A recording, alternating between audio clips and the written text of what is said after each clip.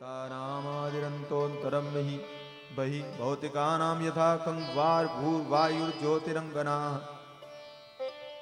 भगवान कहते हैं कि तुम जिस कृष्ण से प्रीति करती हो, जिस कृष्ण से प्रेम कर रही हो, वो कृष्ण केवल एक शरीर के अंदर में ही सीमित नहीं है। कई बार क्या होता है, हम किन्हीं चीजों को चाहते हैं, किसी वस्तु को चाहते हैं, लेकिन उसको जाने बिना समझ नहीं पाते हैं। हम जानते नहीं। जैसे दूध पीते हैं तो हमें पता नहीं कि दूध में है क्या क्या, कौन कौन से तत्व हैं उस दूध में, हमको मालूम नहीं। ऐसे ही परमात्मा को चाहते तो हो, परमात्मा से प्रेम तो करते हो, लेकिन परमात्मा वास्तव में है क्या, ये नहीं समझ में आता है, ये हम नहीं जानते। भगवान ने इस बात को स्पष्ट समझाया कि जब तक तुम हमारी वास्तविकता से परिचित नहीं हो जाओगी, तब तक हमारे दुख में तुम ऐसे ही, हमारे वियोग में ऐसे ही दुखी होती रहोगी।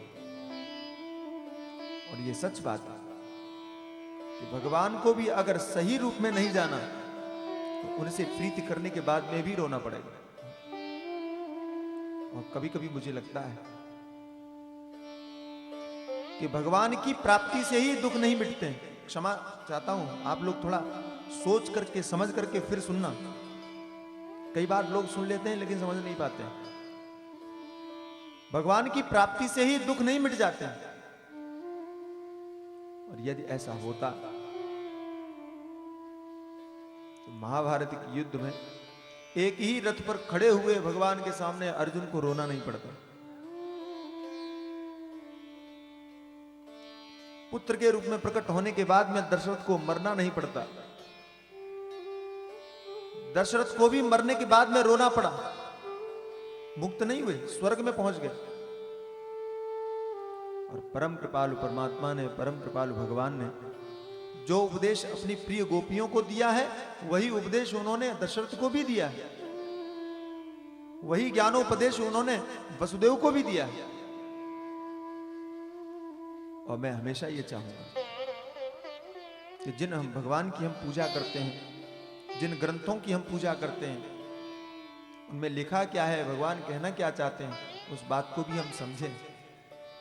कई बार ऐसा होता है कि हम भगवान को मानते हैं लेकिन भगवान क्या चाहते हैं ये नहीं समझ पाते। और इस विषय में मैं हमेशा एक बात कहता हूं, सबको कहता हूं, आपको भी सुनाऊंगा। ये जो ग्रंथ है ना, पुराण है, गीता है, अन्य और उपदेश है भगवान के, ये ग्रंथ और कुछ नहीं है। हमारे लिए, तुम्हारे लिए भगवान का संदेश है। भगवान कुछ कह करके छोड़ गए कि आने वाली पीढ़ियां हमारे उस संदेश को पढ़ें और वापस जब हमारे पास में आए तो जैसा हमने कहा है वैसा करेंगे तो मुझे बड़ी प्रसन्नता होगी, खुशी होगी। लेकिन हम ऐसा नहीं करते। हम भगवान को खुश करना चाहते हैं आरती करके। हम ग्रंथों की पूजा करके भगवान को प्रसन्न करना चाहते हैं, कहना चाहते हैं देखो तुमने गीता लिखी और गीता की हम रोज पूजा करते हैं, आप प्रसन्न हो जाइए हमारे ऊपर, क्योंकि आपकी कही हुई गीता की पूजा कर रहे हैं। लेकिन मुझे लगता है कि गीता की पूजा करने से भगवान प्रसन्न नहीं होने वाले। इसको समझना थोड़ा।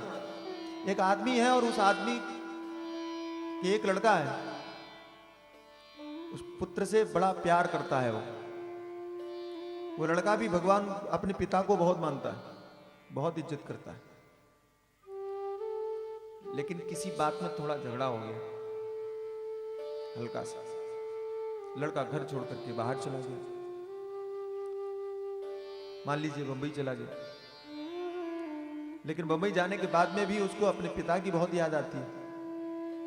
पत्र लिखता है, बार बार आ नहीं पाता। लेकिन पिताजी कोई जवाब नहीं देते।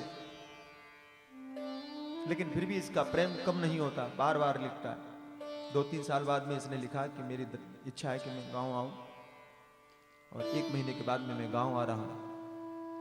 पिताजी ने पढ़ा तो कहा कि बहुत दिन हो गए, छोटी सी बात का बुरा क्या मानना, आ ही रहा है तो फिर प्रेम से बुला भी लेना चाहिए। इन्होंने भी पत्र लिख दिया कि मुझे खुशी है कि तुम आ रहे, बहुत अच्छा हुआ कि तुम्हारे मन में जो कुछ बुरी भावना थी दूर हो गई, तुम वापस आ रहे हो, अच्छी बात है। एक काम करना, बंबई से जब वापस आना तो ये सामान लेते हैं, अमुक अमुक चीजें लिख दिया। पत्र जब लड़के के पास में पहुंचा, देखा तो उछल गए, पिताजी ने मुझे माफ कर दिया। बड़ी खुशी हुई, पिताजी ने मुझे पत्र लिखा। दौड़ा दौड़ा गया, बाजार में पहुंचा और पत्र को मढ़वा लिया, फोटो फ्रेम करवा लिया, पूजा की अलमारी में रखा, चंदन टीका किया, आरती उतारने लगा। रोज जब से पत्र पहुंचा तब से बड़ा आनंदित, प्रफुल्लित। लोग देखें तो लगता था पागल हो गया, इतना खुश। लड़का गांव गया, वापस पहुंचा, पिताजी को प्रणाम किया। पिताजी आपने मुझे माफ कर दिया। मैं बता नहीं सकता हूं कि मैं कितना खुश हूं, कितना प्रसन्न हूं। पिताजी की समझ में नहीं आया कि ऐसी कौन सी बड़ी बात होगी, पत्र तो सामान्य चीज थी। हाँ हाँ वो तो सब ठीक है। आपका पत्र मिला, बहुत प्रसन्नता हुई, बहुत आनंद आया, मैं बता नहीं सकता हूं। मालूम है मैं कितना प्रसन्न हुआ, जैसे ही पत्र मिला मुझे, मैं तुरंत सारे काम छोड़ करके बाजार गया। अच्छा, फिर उसका फ्रेम करवाया। पिताजी ने कहा वो तो ठीक है, जो उसमें लिखा था वो सामान लाए हो कि नहीं लाए हो? तो कहा सामान नहीं लाया हूं, लेकिन पूजा रोज करता हूं उस पत्र की, आरती रोज उतारता हूं, एक दिन भी नागा नहीं हुआ है, छूटा नहीं है। अब आप ये बताइए कि आप उस जगह होते, बाप की जगह, तो क्या करते?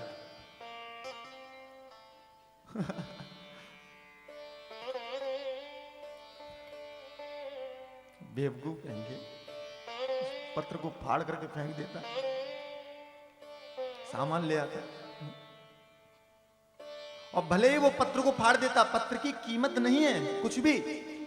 मैं मानता हूं कि जो लोग श्रद्धा रखते हैं पत्र में, बुरी बात नहीं है, संभाल के रखना भी बुरी बात नहीं है, लेकिन जो उसमें लिखा है वो न मान करके अगर तुम सिर्फ पत्र की पूजा करते रहे तो दुनिया का कोई भी बाप पत्र की पूजा से प्रसन्न होने वाला नहीं।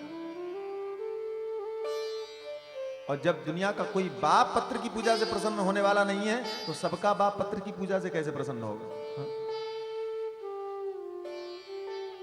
ये गीता, ये भागवत, भगवान का संदेश है हमारे लिए, पत्र है कि बेटा इस मार्केट से जब वापस आना ना तो ये लेते आना, ये करते आना।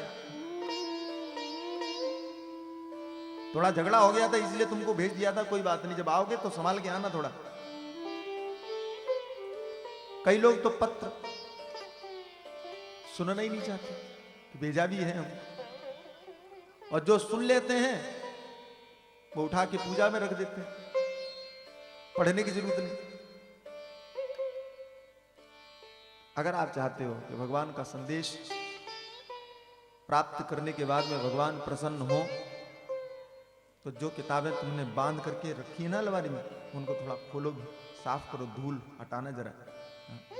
कई घरों में मैंने देखा है किताबें तो बहुत रखी हैं, लेकिन 2-2 परतें धूल की पड़ गई उसके ऊपर, नजर ही नहीं गई किसी। देखना चाहिए कि संदेश क्या दिया है।